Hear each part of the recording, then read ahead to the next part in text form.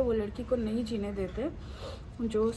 और मैं बताऊंगी तो मैं रो रही हूँ वो नहीं दिख रहा है, मैं जो बता रही हूँ वो सुनना नहीं चाहते हैं। सफ़ेद दोनों में ही नहीं है और काला दोनों में भी नहीं है। हाय गाइस, कैसे हैं आप सब? आई होप आप सब अच्छे होंगे। आज है 10 अगस्त 2026 और टाइमिंग है शाम के 5:46 हो रहे हैं। ठीक है, 5:45 बज रहे हैं शाम के। वीडियो शूट करना था मुझे परसों से, क्योंकि अभी जो पार्ट्स आप देख रहे हैं वो मैंने जिस दिन रिलीज़ किया ना उसके एक दिन पहले चारों पार्ट शूट किए थे, उसके ही वीडियो आ रहे।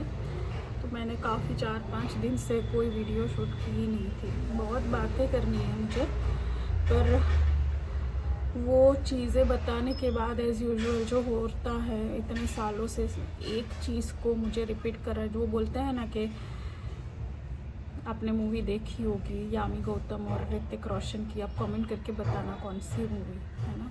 तो वैसी सिस्टम है मेरे केस में।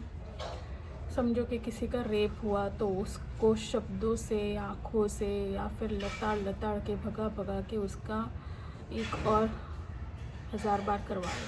वो चीज़ें मेरे साथ चली है, 16 साल से चल रही है। और मैं बताऊंगी तो बस आज आपसे ऐसे ही मैंने सोचा बात कर लूँ कि उस टॉपिक से हट के मुझे एक वीडियो बनानी थी। बट अगेन कौन सा टॉपिक पे बात करूँ उसके लिए भी मुझे कुछ समझ नहीं आ रहा था, तो मैं सोचा आपसे बात कर लूँ। मैंने बस कैमरा ऑन कर लिया और आपसे बात कर रही हूँ। आपको बहुत बहुत शुक्रिया गाइस, आप लोगों की कमेंट ने मुझे हिम्मत दी है, मुझे थोड़ा सा विश्वास। जो लोग दुनिया में लोग है ना, वो औरत को नहीं जीने देते, वो लड़की को नहीं जीने देते जो ससुराल से तंग होके अपना आशियाना ढूंढ रही है कहीं समाज में, या अपने माँ बाप के घर पे भी रह रही है। तो दुनिया वालों को बहुत दर्द होता है, पेट में, सर में, हाथ में, पाँव में, है ना। वो जीने नहीं देती, हाथ धो के कुत्तों के जैसे नोचने के लिए पीछे पड़ जाती है। अपने अपने तरीके से नोचना होता है। वो भी मैं 16 साल से सहन कर रही हूँ। मुझे पता ही नहीं मेरे साथ क्या हो रहा है गाइस, क्या हो रहा है। और जब समझ आ रहा है ना तो मेरे खिलाफ बहुत षड्यंत्र हो रहा है, बहुत षड्यंत्र। और उसके साथ कोई एक इंसान इंसानियत के तरीके से, या फिर एक अच्छी सोसाइटी है ना, अच्छे सामाजिक व्यक्ति के तरह आके हमको एक कंफर्टेबल सांस लेने की स्पेस हमारी खुद की हो, वो भी नहीं रहने देता। क्यों ऐसा, क्यों?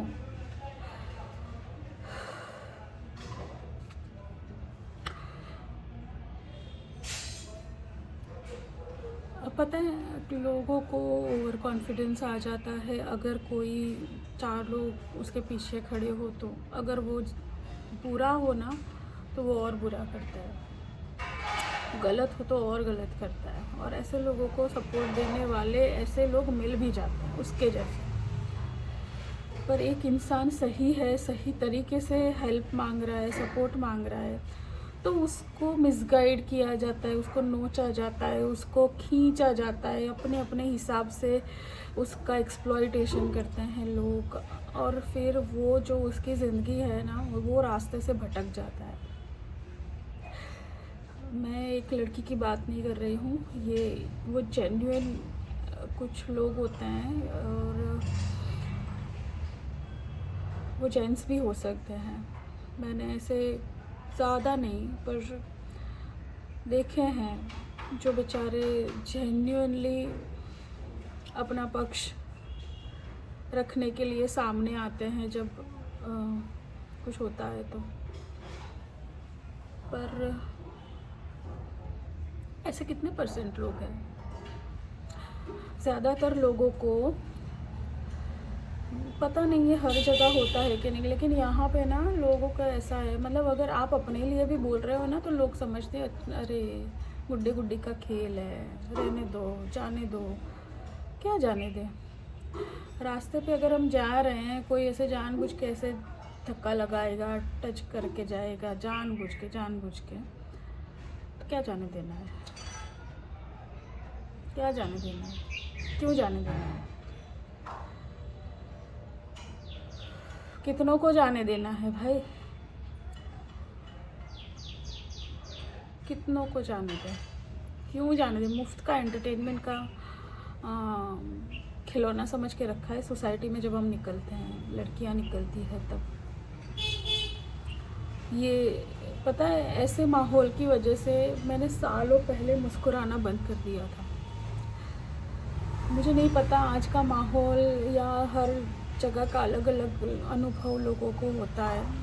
एजुकेटेड लोगों का अलग एक्सपीरियंस रहता है, अनएजुकेटेड लोगों का अलग एक्सपीरियंस रहता है। सफ़ेद दोनों में ही नहीं है और काला दोनों में भी नहीं है, एक्सेप्शनल सब में है, ठीक है। तो वहाँ पे जब सालों पहले मैं यहाँ पे आई थी ना, तो सबसे पहला सवाल मेरे ऊपर ये था कि मैं 3 दिन 3 रात निकाली थी मैंने भूखे प्यासे, पाँव के नीचे ज़मीन नहीं थी, कुछ समझ नहीं आता था। मैं वहाँ पे तो लैंग्वेज भी नहीं बोल पाती थी ना, कोई था तो इतने सालों में तो मैं खुद भी भूल गई थी मेरा खुद का लैंग्वेज, ठीक है। उन लोगों ने मार मार के तंग कर कर के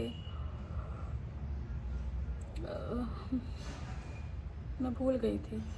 फिर जब यहाँ पे आई तो सवाल ये था कि मैं कहाँ जाऊँगी, क्या मुंह दिखाऊँ, और जाके मुंह दिखाऊँ या माफ़ी मांगूँ या उनसे सपोर्ट मांगूँ या फिर पैसे मांगूँ या छत मांगूँ। और मुझे पूछा जाएगा तो मुझे झूठ बोलना पड़ेगा। मुझे झूठ बोलना गाइस आता ही नहीं था। वो कोई बोल देते हैं ना झूठ मूठ का भी, अच्छा चलो ये बोल देंगे चल जाएगा, वो नहीं आता था मुझे, मुझसे होता ही नहीं, आज भी नहीं होता। अब मुझे पता है, मैं पकड़ लेती हूँ। अब उन लोगों ने मुझे काफ़ी कुछ सिखा दिया, ज़िंदगी ने काफ़ी कुछ सिखाया, पर आज भी मुझे वो मंजूर नहीं है, वो आता नहीं है। बहुत वियर्ड सी बात है, आ जाना चाहिए। वो खून में हो तो भी इतने सालों में तो डीएनए भी चेंज हो जाता है इंसान का। इतना मुझे टॉर्चर हो रहा है। तो उस कंडीशन में मुझे सबसे पहले इतनी सारी चीज़, मैं क्या बताऊँ, एक तो घर तो चाहिए ही था, छत तो चाहिए, लड़की हूँ। दूसरी बात, कोई सुनने वाला चाहिए। मैं किसको बताऊँ, किसको पूछूँ मेरे साथ क्या हुआ है, और मैं किसको बताऊँ। आपको पता है, मैं रोड पे चलते चलते जो भी मिलता था ना, मैं सबको पूछती थी कि मेरे साथ ये हो रहा है, मेरा हस्बैंड ये कर रहा है, मेरा वकील ये बोल रहा है, मैं क्या करूं। अनजान लोगों को पूछती थी मैं। तो मेरी एज थी कुछ समझो 25 साल।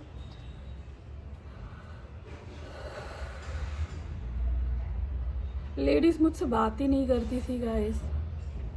मुझे वो चीज़ अभी अभी समझ आ रही है कि लेडीज़ मुझसे क्यों बात करेगी। मैं 25 साल की थी। लोगों को सिर्फ बाहरी दिखावा दिखता है ना, सिर्फ शरीर दिखता है, या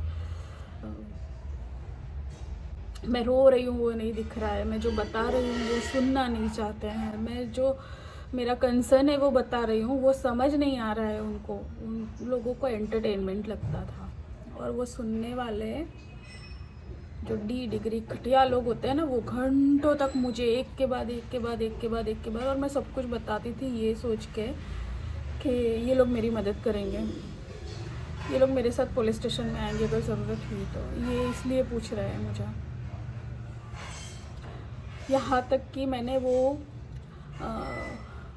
लारी वाले नहीं होते जो प्लास्टिक की छोटी छोटी चीज़ें बेचते हैं 10-20 रुपये वाली, या तो फिर समझो कि छोटी मोटी क्या बोलते हैं 10-20 रुपये वाली नॉवेल्टीज़ की आइटम बेचते हैं, है ना, चूड़ी हो या कंघी हो, ऐसे लोगों को भी मैंने जाके क्या। और मैं, मेरे घर का जो संस्कार, मेरे संस्कार थे, ऐसी बात नहीं मेरे माँ बाप ने कभी सिखाई या हमारे घर पे ऐसा माहौल रहा कि मैं उन लोगों को मैं मतलब अंकल भैया ऐसे करके, मतलब जैसे हम अपने घर में बड़ों से बात करते हैं ना, इस उतनी इज्जत से बात करती थी मैं। उतनी इज्जत से। हाँ, उन लोगों ने मेरे साथ कभी ख़राब बर्ताव नहीं किया, बेचारे सुनते थे। बोले मैडम हम क्या करें, आपके साथ क्या हुआ। अगर उनको समझ में आया तो मेरी कंडीशन ऐसी थी कि मुझे बताते तो भी मुझे समझ नहीं आता।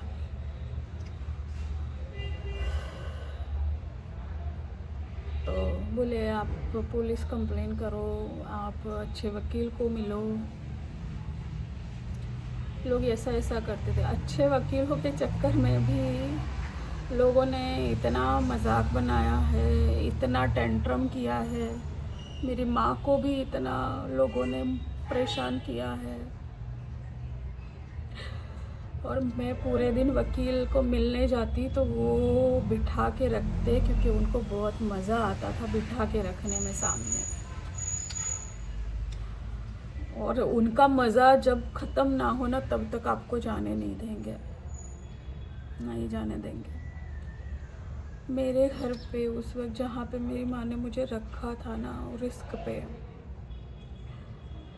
1 महीना मैंने बोला था, जो मेरे साथ वहाँ पुलिस स्टेशन में हुआ था, कि आपने अगर वीडियो देखे तो, कि 1 महीने के बाद वो मुझे लेने आएगा। तो पता है मैंने मम्मी को, झूठ में नहीं बोल सकती थी गाइस, तो मैंने बोला था कि मम्मी वो 1 महीने के बाद आएगा, वो अपने काम से बाहर गया है इसलिए मैं आई हूँ, बस।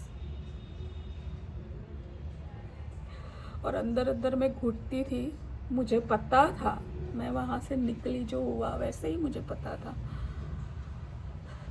और मैं रोज़ किसी का रोड बाहर जाके फ़ोन मांगती, उस फ़ोन लगाती, फ़ोन डिस्कनेक्ट कर देता तो उठा के डिस्कनेक्ट करता, गुजरात का नंबर देख के। देखो इतना चालाक था कि वो फ़ोन ही नहीं उठाता था, उसको पता था ये गुजरात का नंबर है तो नहीं मेरी ही बात होगी ना, और तो कौन करता है।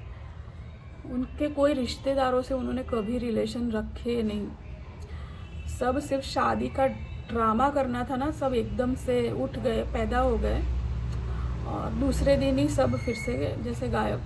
जब जवाब देना होता है तब सब गायब। और या तो मेरी मम्मी ने बाद में जैसे जैसे टाइम बीतता गया, पता चलता गया, वैसे लोग बात करने की ना, तो बोले हमारा तो कोई रिश्ता ही नहीं है, हम तो जानते ही नहीं। सभी हॉस्टाइल आंसर्स, आप समझ सकते हो ना, हॉस्टाइल आंसर्स मतलब अपने आप को नादार बता देना, हम कुछ नहीं जानते, हमारा इसमें कुछ नहीं लेना देना, ये वाला आप जानो, आपका जो भी है आप देखो, वैसी बात।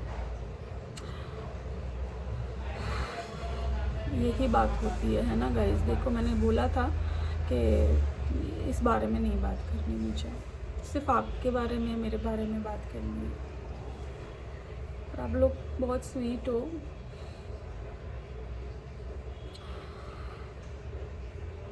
बहुत सारी बात हुई आज मेरी किसी दोस्त से, फीमेल दोस्त है। अगर आप सोचो कि भाई कौन दोस्त एकदम से आ गया, someone like you people, and बहुत आत्मीयता भी लगी मुझे बात करते करते, जैसे कोई अपना हो वैसा लगा।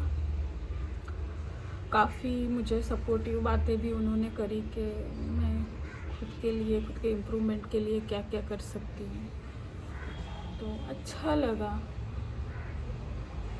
और मैं ऐसा सोचने लगती हूँ ना कि अब सब कुछ सही होगा, पर फिर है ना, मेरा डर इतना बड़ा उन लोगों ने कर दिया है, मेरा ज़िंदगी के साथ कनेक्शन इतना तोड़ दिया है ना, कि कितना भी कोई मुझे पॉजिटिव करना चाहेगा ना, तो मैं हार जाऊंगी कि नहीं अब मेरा कुछ नहीं हो सकता, मेरी ज़िंदगी का कुछ नहीं हो सकता। इतना गंदा कर दिया है सब, इतना हेल्पलेस कर दिया है मुझे। इन लोगों ने हज़ारों लोग इकट्ठा होके इतने साल में इतना गंदा किया है। अब वो गंदगी को निकालने के लिए वो 1000 लोग कहाँ से लाऊं जो ये गंदगी को मेरे अंदर से निकाले और कुछ अच्छी, फिर से मैं वो ट्रस्ट ला पाऊँ खुद पे, किसी और पे कर पाऊँ। और इतने साल में सिर्फ वो ही लोग नहीं है, ये 16 साल की जर्नी में दिन ब दिन मैं 1,000 बार मरी हूँ, एक दिन में 1,000 बार, कि हर चीज़ गलत ही होती है, बस हर चीज़ गलत होती है। पता है, मैं ये बात सोच रही हूँ 3 दिन से, मेरे माइंड में चल रही है, तो मैंने सोचा मैं आप लोगों को बताऊँ या नहीं बताऊँ, बताना सही होगा या नहीं सही होगा, पर बता दूँगी। तो 2012 में मुझे एक हाई कोर्ट के वकील को मिलना था, वो डिटेल बाद में बताऊँगी। बट पता है, मैं इतना जाके ऐसे टूट के रोई हूँ कि मुझे नहीं होता, मैं ऐसे नहीं जी सकती हूँ, मैं अकेले नहीं जी सकती हूँ, मुझे मेरी हस्बैंड से बात कराओ। तब 2012 में ऑलमोस्ट 2 साल से ऊपर टाइम हो चुका था, है ना। ना देखा था, ना सुना था, ना कुछ हुआ था। सिर्फ ये वकील जो थे सब, उन लोगों ने इतने सारे भी इकट्ठे होके मुझे घुमा करते थे, ना मुझे काम करने देते थे, ना मेरा डिप्रेशन क्योर होने देते थे। सुबह से शाम तक उनके पीछे लगा के रखते थे, फ़ोन पे, और वहाँ ना हो तो फ़ोन पे मुझे तंग करते रहते थे, कोर्ट और केस का नाम ले लेके। मेरी मम्मी परेशान, उन घर पे उनको कुछ मैं हेल्प भी ना कर पाऊँ, ऐसी हालत कर दी थी। मुझे कमाना भी था क्योंकि वकील को फ़ीस देना है। मैं वो टेंशन में, मैं जॉब ढूंढूं या मैं इनके पीछे लगूं, मुझे कुछ समझ नहीं आता था। ये लोग मेरा अब्यूज़ ही कर देते। उस वक्त मैं न्यूज़पेपर में ऐड आते हैं ना जॉब का, तो मैं गई थी गाइस। तो दूर था थोड़ा सा और मुझे लगता नहीं था मैं कर पाऊँगी, तो मैंने सिंपल सी जॉब ली कि मैंने सोचा जहाँ पे थोड़ी कम जिम्मेदारी हो। मेरा डिप्रेशन बहुत पीक पे था उस वक्त, बहुत पीक पे। मैं छोटी सी आवाज़ पे डरने और डर जाती थी, रोने लगती थी, कहीं पे भी, किसी के सामने भी रो देती थी। तो और मम्मी ने सब कुछ मतलब बेच के 2 साल में ऑलमोस्ट मेरी दवाई का खर्चा सब कुछ इतना कर दिया था। और उन लोगों ने मम्मी का भी जीना दुश्वार कर दिया था, रिश्तेदारों ने संभाल लो, अकेला कर दिया था हमको, बिल्कुल अकेला कर दिया था। ठीक है, उन लोगों के और पुलिस वालों उनके चमचे बन गए थे। वो लोग डरा डरा के लोगों को हमसे दूर करते थे। तब मैं जॉब करने निकली क्योंकि मुझे ऐसा था कि मैंने पहले काम किया था, वहाँ पे भी मैं कुछ अच्छा काम जॉब कर भी लेती थी। मैंने 2-3 जगह किया था। मैंने सोचा वो सब एक्सपीरियंस लगा के एक छोटा सा जॉब कर लेती हूँ, भले ही जो भी हो, जहाँ पे ज़्यादा बर्डन ना हो, ज़्यादा पॉलिटिक्स ना हो, क्योंकि वो मैं नहीं कर सकती थी हैंडल। तो मैंने एक टेली कॉलिंग का देखा, मैं दूसरा कर सकती थी। मैं बोला सिंपल सा टेली कॉलिंग में तो एक फिक्स स्क्रिप्ट होती है और कुछ ऐसा, तो मैं वो कर लूँगी। तो मैं वो गई। ज़िंदगी में पहली बार ये एक्सपीरियंस हुआ। वो जो ऐड था ना, उसमें लिखा था कि डे शिफ्ट है, नाइट शिफ्ट है, और नीचे मतलब एक लाइन स्पेसिफिक हाईलाइट करके भी लिखी थी कि night shift only for gents, not for ladies, तो यू कैन अप्लाई, ऐसे लिखा था बहुत क्लियर वर्ड्स में। तो मैं वहाँ पे गई, कुछ लड़कियाँ थी, सबके इंटरव्यू हुए। मेरी लैंग्वेज अच्छी थी, मैं इंग्लिश में बात कर लेती थी, उनको ज़रूरत थी वैसे। तो और मैंने बताया ना, मैंने वहाँ पे लिखा भी था कि मेरे केसेस चल रहे हैं, शायद डिवोर्स हो सकता है। मैंने वो लोग जब पूछते हैं कि फैमिली क्या है, बैकग्राउंड क्या है, तो मैंने बोल दिया ये। तो फिर उस इंसान ने मुझे 3 घंटे तक बिठाया। सब चले गए थे, मुझे लगा मुझे क्यों बिठा के रखा है। 3 घंटे ऐसा कुछ बिठा के रखा था। फिर दोपहर के बाद मुझे फिर से बुलाया। मैंने सोचा अच्छा एक राउंड कोई इंटरव्यू के लिए फिर से राउंड होगा ऐसे। मुझे बोल रहा है कि हम आपको जॉब दे सकते हैं। और तो मैं थोड़ी सी खुश हो गई कि चलो मेरा जॉब लग गया। थोड़ा सा माइंड मेरा उसमें रहेगा, मम्मी को हेल्प हो जाएगी, मेरे वकील को फीस दूंगी, मेरा जल्दी काम करेगा वो, है ना। हमको सबको ऐसा होता है कि भाई पैसा दो तो वकील काम करता है। सब लोग ऐसा बोलते थे कि शायद तुम्हारा काम इसलिए नहीं हो रहा है, वकील को पैसा दोगे तो काम करेंगे। मैंने काफ़ी पैसा मैं दे चुकी थी। तो उस वक्त वो बंदा बोलता है पर आपको नाइट शिफ्ट में आना पड़ेगा। और मैं समझ ही नहीं कि कंडीशन में थी नहीं, पहला ऐसा गंदा एक्सपीरियंस मेरा। और वो बोल रहा है कि नाइट शिफ्ट में आना पड़ेगा। मैंने बोला आपने तो लिखा है कि night shift is not for ladies. तो बोले यस मैम, लेडीज़ के लिए नाइट शिफ्ट नहीं है, सिर्फ जेंट्स ही है। पर सभी लेडीज़ की फैमिली और वो सब होता है ना, आपका तो ऐसा कुछ है नहीं, तो आप नाइट में आओ। आपको तो आप तो अब हस्बैंड है नहीं ना, तो फिर आपको फिर क्या ज़रूरत है।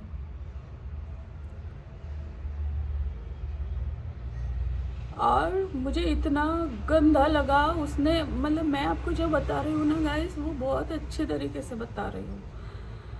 वो इंसान का चेहरा, उसके स्माइल में, ये 2012 की बात कर रही हूँ, आज भी मेरी आंखों के सामने है। आज भी वो जिस तरीके से हंस के और जो आंखों के जो नज़र से, गंदी नज़र से, ऐसा लग रहा था कि मैं ऐसे नंब हो गई थी। कुछ समझ नहीं आया, कुछ पता नहीं चला क्या करूं।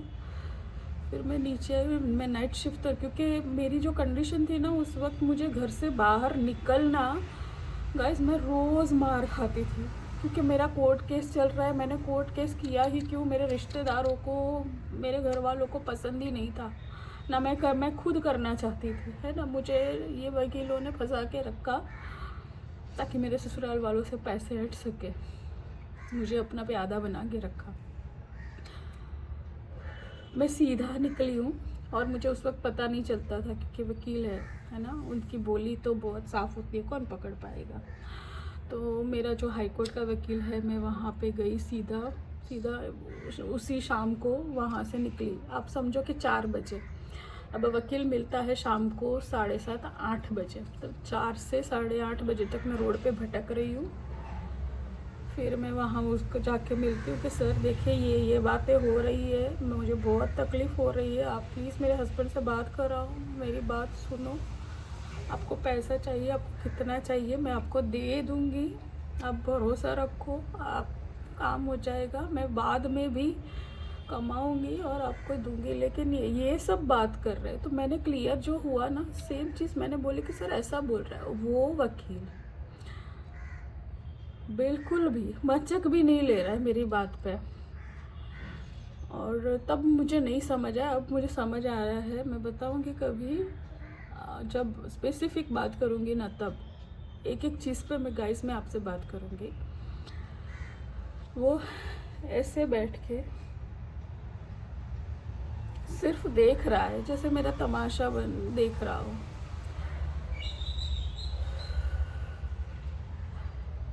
जैसे उसको मज़ा आ रहा हो कि मैं तंग हो रही हूँ, मैं परेशान हो रही हूँ, मेरे साथ ये सब घट रहा है, जो हर लेडीज़ के साथ घटता है। उनको पता होता है, हमारे साथ तो होते होते हम जानते हैं कि ये कंडीशंस है समाज में।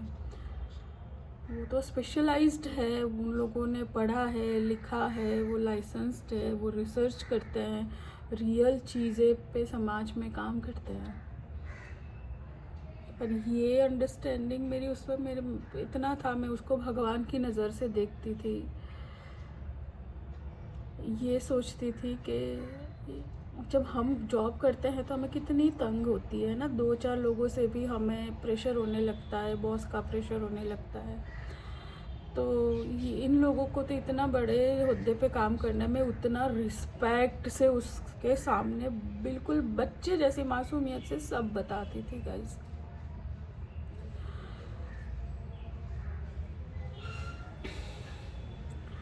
मुझे जॉब नहीं मिला, मैंने नहीं किया वो जॉब, नहीं किया वो जॉब, नहीं था तो पैसे नहीं थे उस वक्त, पैसे नहीं थे तो मैं वकील को मिलने नहीं जाती थी। कुछ भी हो मेरे साथ, मैं किसको बताऊँ क्या तकलीफ़ है, जबकि हर चीज़ का सॉल्यूशन वकील को बताने से आता है। और वो लोग जानते हुए भी नहीं करते थे, ना मुझे मेरे केस नहीं लड़ना है ऐसे ना बोलते थे।